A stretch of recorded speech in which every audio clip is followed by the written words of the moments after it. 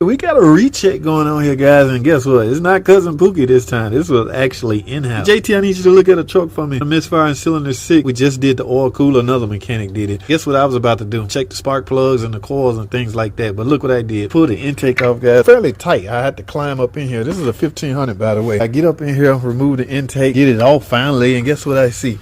That's right, guys. This will certainly cause misfire in cylinder 6. Now, guys, what you can do to verify stuff like this, all right, this will suck in air. Psh, you might hear a vacuum leak, but you can take some brake cleaner and spray down here while the car running. If your car bogged down, yeah, you know you got an intake leak. Okay, so this is exactly what was causing the misfire in cylinder 6 at idle. I couldn't get it to do it on the load. This was doing it at idle.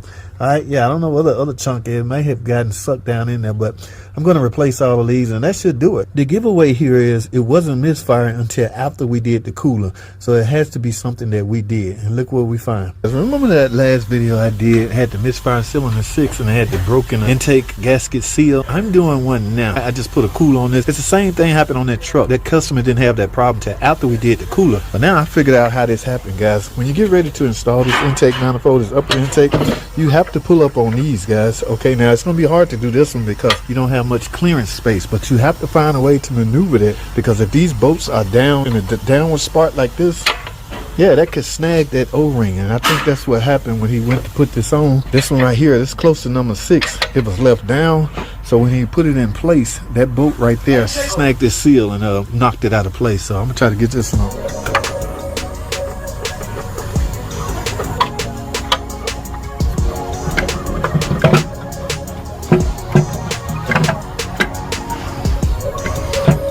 Alright, guys, y'all see what I did? I literally had to hold this one up while putting the intake manifold in place.